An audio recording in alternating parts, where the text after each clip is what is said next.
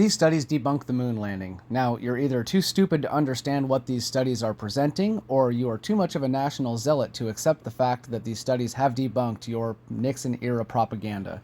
These studies that started in 2017 with Marco Durante and GSI helping ESA figure out exactly why the Orion 2014 launch had more radiation exposure in one day at 3,600 miles up than the entire Apollo trip. This NASA Orion Trial by Fire mission stated very clearly that they must solve these problems before sending men into this region of space. What they're referring to with this region of space is the Van Allen belts. And now before all of you duck and cover nationalist propaganda supporters start screaming about how radiation isn't fatal, let's acknowledge that it just proved that in the belts it is fatal, and outside of the belts is more fatal. Just because you're ignorant of what the magnetosphere is and you think the Van Allen belts hold the majority of radiation doesn't make you correct.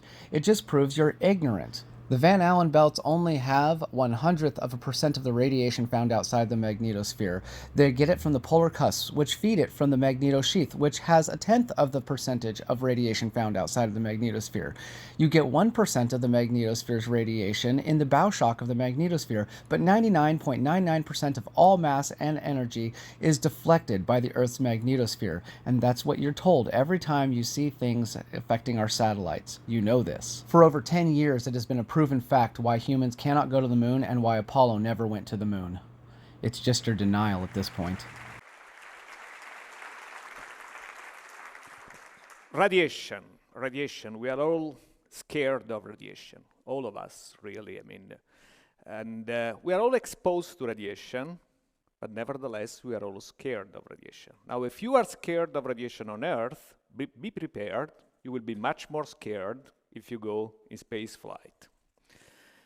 To the point that the question of this talk will be, is this a showstopper? Should we just forget about space because radiation is too high? Well, how much radiation we have in space? And you have seen this already. This is Curiosity. And Curiosity, the MSL, the Mars Science Lab, made the first measurement of radiation in space during the transit to Mars and on the Mars surface. So now we know how much radiation we have in space. How much is it? So how much is on Earth? You know, on Earth is this little square down here. We measure the radiation in millisievert. Now it's a strange unit, but basically all of us, we receive 1 millisievert per year. So in 1 year, we get 1 millisievert from everything, from the environment, from the soil, from the food, from the cosmic rays. And then it really depends on how you live. I mean, if you go to the dentist many times, as I do, you get a lot of X-rays, and then you have more dose. If you travel a lot, you even get more dose. If you are married, if you sleep with another person, we are all radioactive. So if you sleep, this person sleeping next to you for at least 8 hours per day, some of my friends 16 hours per day, they get irradiated by the other person, you know, and that's something people should know before you get married. You should sign an informed consent, I say. Just a warning. But now if you're worried about that, you can say, okay, but you want to go to Mars. Keep in mind that on Mars, you have 200 millisievert per year. So you can sleep with another person. I mean, it's not such a big deal. Because, you know, on Mars, it's almost like 1 year on Earth. So it's much higher. And even worse, if you are in deep space, you don't have the protection of the Mars atmosphere, you don't have the protection of the planet itself, so you have 700 millisievert per year. So 700 millisievert per year in deep space as compared to 1 millisievert per year on Earth. Clearly, a very much higher dose. Is this dangerous? Is this a showstopper? The problem is not only the quantity that you get more radiation. The problem is the quality. It's different radiation. We know radiation on Earth. We know X-rays, gamma rays, beta rays, we all know. But radiation in space is heavy ions, iron, these exotic particles, very heavy, very densely ionizing. We say this is a beautiful image that you see. What you see here, this one, is a human cell.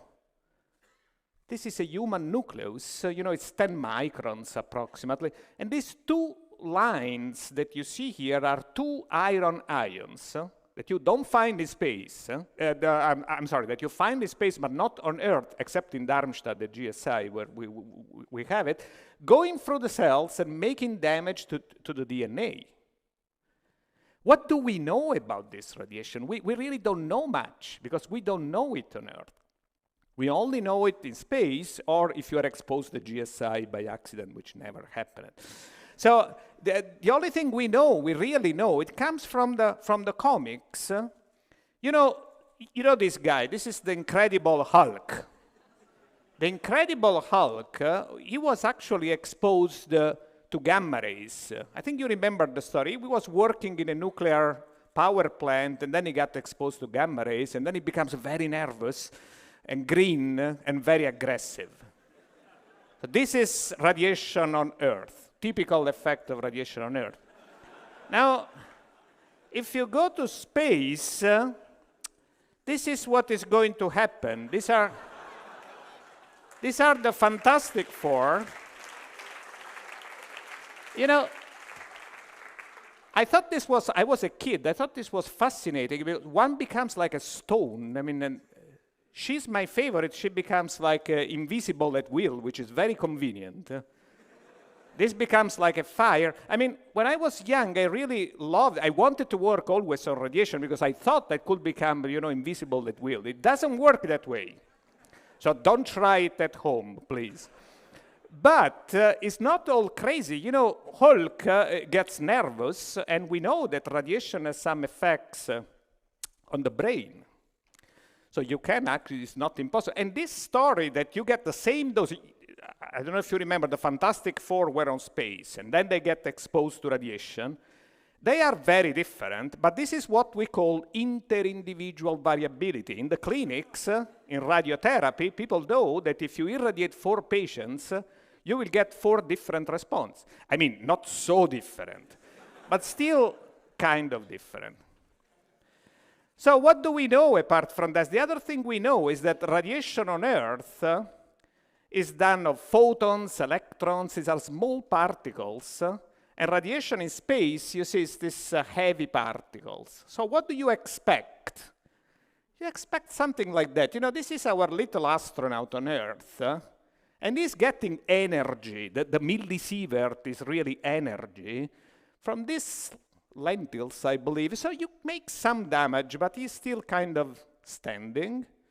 Now, if he goes to space, the same energy, that's what is going to happen.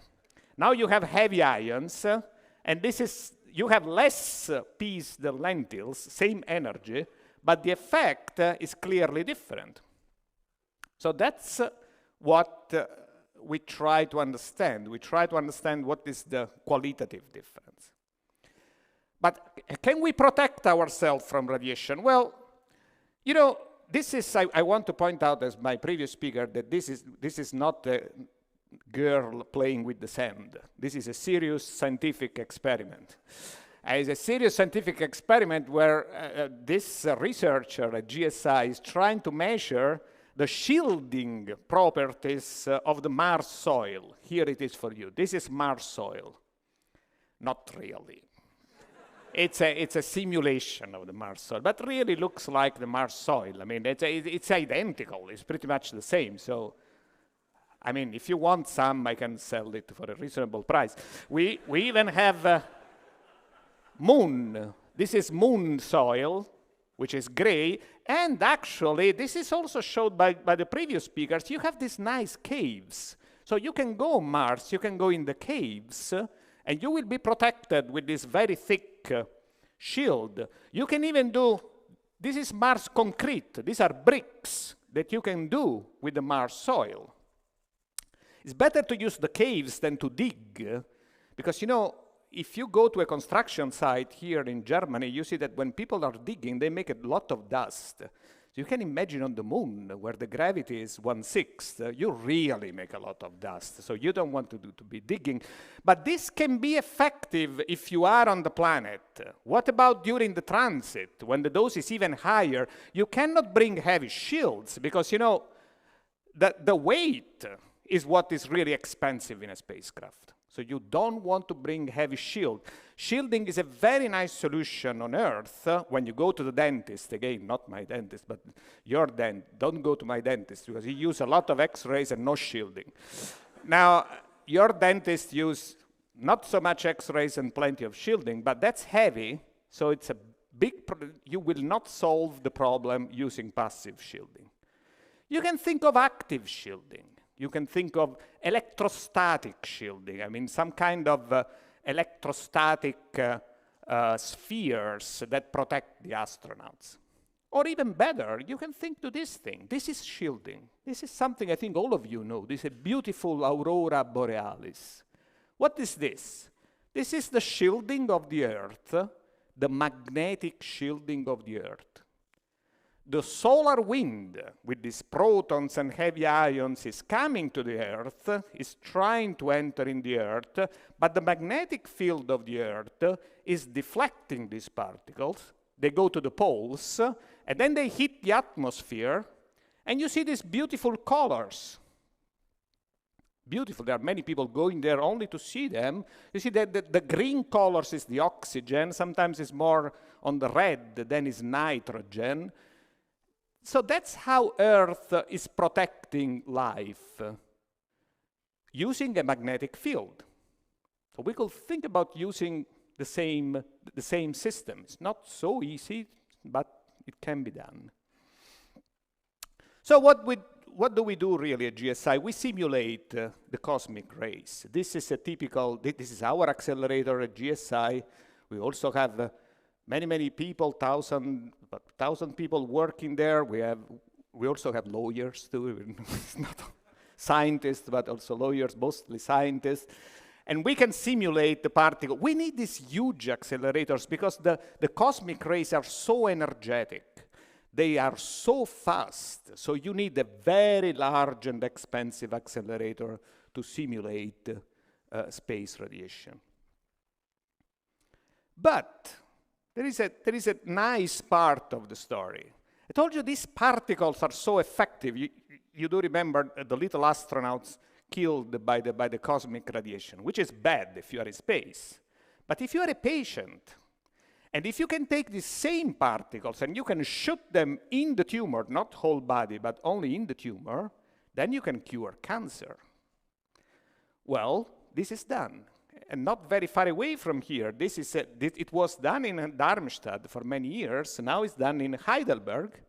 This is a picture of a treatment room in Heidelberg. But they are treating the patients using heavy ions, using carbon ions in this case.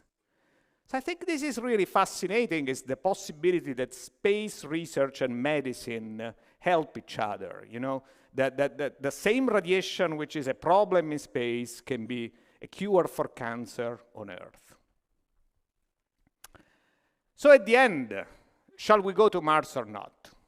Well, I think I was supposed to give ideas here. It looks like, I mean, radiation is a problem. This is clear. Shielding, passive shielding can be a solution on the planet, but not really on transit. Maybe the best solution, the best idea is to use a magnetic shielding, is to build magnetic fields for the spacecrafts that can do what is done on Earth. So it's not really a new idea. It's the same idea that God had a few billions of years ago when he said, okay, I want to make life, but I created radiation already. What can I do now? Okay, maybe I can make a magnetic field, you know? And you see, it's very effective in protecting the Earth and our life from space radiation. Thank you very much.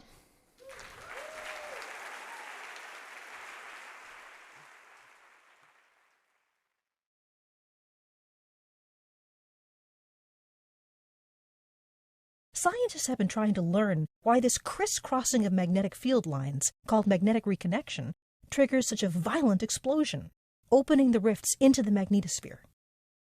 NASA's Magnetospheric Multiscale Mission, or MM.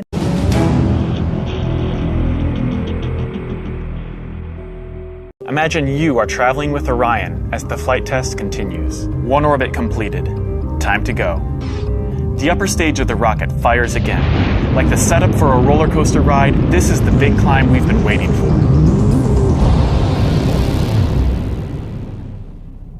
We are headed 3,600 miles above Earth. 15 times higher from the planet than the International Space Station. As we get further away from Earth, we'll pass through the Van Allen belts, an area of dangerous radiation. Radiation like this could harm the guidance systems, onboard computers, or other electronics on Orion. Naturally, we have to pass through this danger zone twice, once up and once back. But Orion has protection. Shielding will be put to the test as the vehicle cuts through the waves of radiation. Sensors aboard will record radiation levels for scientists to study. We must solve these challenges before we send people through this region of space. For this flight, it's time to head home. This is a critical partnership that not just for Artemis 1, but for the future Artemis missions as well. And that's just the beginning. Thanks to the international collaboration, 3 so-called passengers will fly on Orion. Zohar and Helga, named by the Israel Space Agency and the German Aerospace Center, are 2 female mannequins. Their jobs are to provide data on radiation levels during the mission. The 3rd passenger is a male mannequin whose name was decided by more than 300,000 people in a naming contest. And his name is Commander Munikin Campos.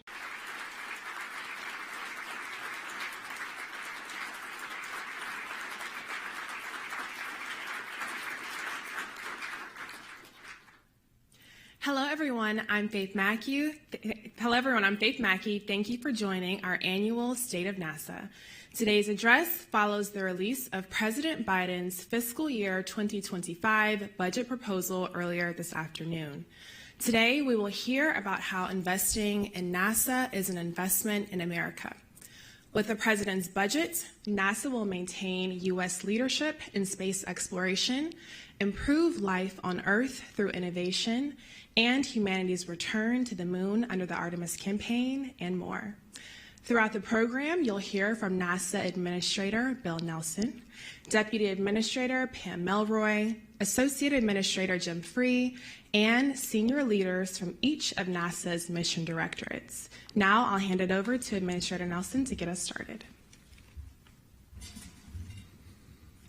Hey everybody.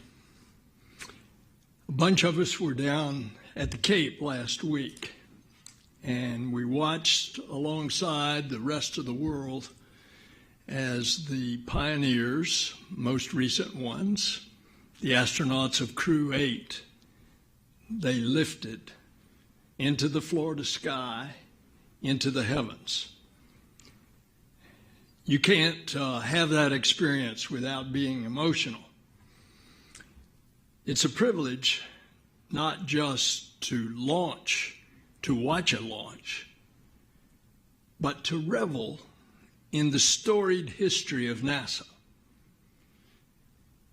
At the heart of the Kennedy Space Center stands a very tall building, a facility 40 stories tall that houses NASA's mightiest rockets. And when you stand on top of that building, you look across the landscape where the sky meets the horizon. You see that sweeping panorama. You see the scrub oaks, the marsh grass, the palmettos, bordered with sandy beaches. And those beaches are punctuated with launch pads where Apollo 11 rose to the moon, where Artemis 2 will rise to return humanity to a lunar threshold. And when you stand at the top of that vehicle assembly building and you take that great sweep you get a view that might be one of the rarest sights on Earth. You can see with unusual clarity the past and the future at the same time. Today, we, the NASA family, are the stewards of that bridge where the past and the future meet. And today, the past and the future meet right here in this meeting about the direction of our agency. And our direction is the same as always: onward and upward. Every year we come at this time of year to talk about the state of NASA, and every year we do so to announce the latest budget request to the Congress. The fiscal year 24 budget, which started last October, so we're already in the 6th month of the fiscal year. It was just finalized by Congress with an appropriations bill finally passed last weekend. And the fiscal year 25 budget, which will then start in October the 1st of 24, that budget was just released by the Biden-Harris administration today. Across this government, in both the Congress and the administration, we have great advocates. We have in this administration and in the Congress leaders who understand what it is to invest in NASA. And they understand it's an investment with a tremendous return. In other words, to invest in NASA is to invest in America and in Americans and indeed in all of humanity. They understand that in a bipartisan way. They understand that to invest in NASA is to invest in the future of all the things that you work on: science, technology, aeronautics, medicine, innovation, ingenuity, imagination. You invest in the American economy, and not the least of which you invest in American leadership in space. And yet, despite all of that, last year, partisan political gridlock got in the way. And it put on the bargaining table a potential default of the full faith and credit of the United States government. So to prevent the United States from a catastrophic default, in other words, a default on the government paying its bills, or in other words, of not being able to pay the Treasury bonds and Treasury bills when they come due, the Congress compromised with across-the-board cuts in discretionary spending for the next 2 fiscal years, fiscal year 24 that we're in, and 25. In other words, for those that were withholding their votes in Congress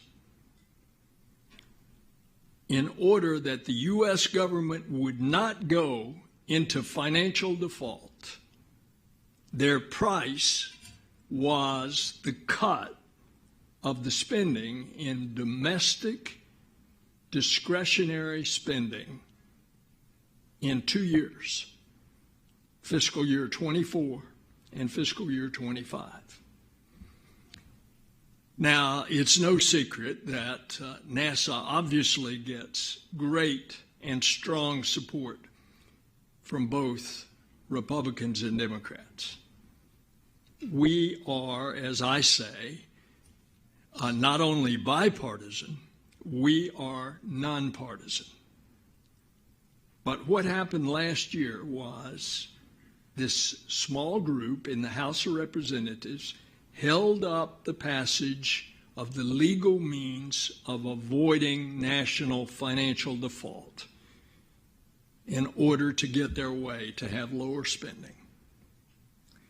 The lower spending wasn't in the part of the budget that you can't cut, Social Security, Medicare, other entitlement programs. The cuts weren't in defense. The cuts were in all other, which was the non-defense discretionary budget of which NASA is a result. And as a result, NASA has become one of many government agencies that got caught in this across-the-board spending cut for 2 years. Well, Congress finally passed just last Friday a fiscal year 24 budget of $24.9 billion.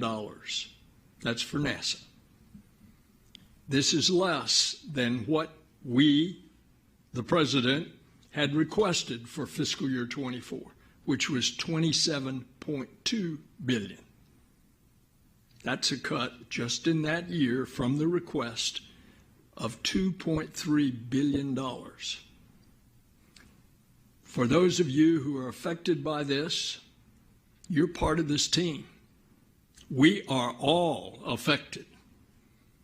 And I promise you, every one of you that's a part of Team NASA, that we will continue to do everything in our power to fight for NASA, to fight to increase our funding when we get out of this 2-year period and the caps are lifted in fiscal year 26. So today the administration announced the President's request for NASA for fiscal year 25. And that budget is $25.4 billion. That's an increase of $500 million over the previous fiscal year 24. In addition, that figure, if enacted, and it's a request to the Congress, if enacted, it would amount to more than a 9% increase in NASA appropriations since President Biden took office, when he asked Pam and me to lead this agency. Of all the deals that we could have gotten during the 2 years of the cap budgets, this is a good one. NASA fared better than other agencies and departments that are in that appropriations subcommittee report. It's a result of our advocates in the White House, in Congress, and right here in this building, pushing to get us the resources that we need to reach for the stars. I thank the President for his committed leadership to support NASA. I thank our friends in Congress who are committed to help us. And come fiscal year 26, which is not too far away, it's October of next year, you can expect that we're going to push for more resources. Why? Because our great work goes on using the resources that Congress gives us. Our work to return humanity to the moon and then reach onward to the red sands of Mars, that goes on. Our work to build from the ground up, hundreds of miles up, an economy and presence in low Earth orbit, that work goes on. Our work to transform the way we fly, leaner, cleaner, quieter, faster, that work goes on. Our work to conduct science like you've never seen it before, science on the smallest human cells and on the grandest galaxies. Science across the solar system, across the universe, That work goes on. Our work to study, to understand, to protect our fragile Earth, to defend it from asteroids, to analyzing our changing climate and share that data with all on planet Earth. That work goes on. Our work to transform the way we travel across space with mighty rockets and magnificent solar, nuclear, and electric engines. That work goes on too. Our work to look into the farthest reaches of the universe to see where all of this came from and to see if there is other life. That work goes on. And while all this work goes on, you guys are succeeding. What defines the character and quality of NASA is what we've achieved despite challenges. And that makes us, the NASA family, we are stewards of a great legacy. And so think back as I cast that vision, that grand panorama at the Kennedy Space Center, the scrub and the beach and the mighty launch pads. Some of those launch pads that sent John Glenn on Friendship 7 first into orbit. And then those launch pads, Apollo 11, the first to land on the moon. And just last week, Crew 8 sent them into the heavens. And those pads that Artemis 2 and all of Artemis will launch, and upon which those pads, from the success of the past, will rise the future. We at NASA are a bridge where the past and the future meet. We work for the pioneers that came before us, and we work for the adventurers who will come after us. The Artemis generation will lead our world into a dazzling new future, and the NASA family's job is to show them that way. Our job is to lift them as they ride to the stars.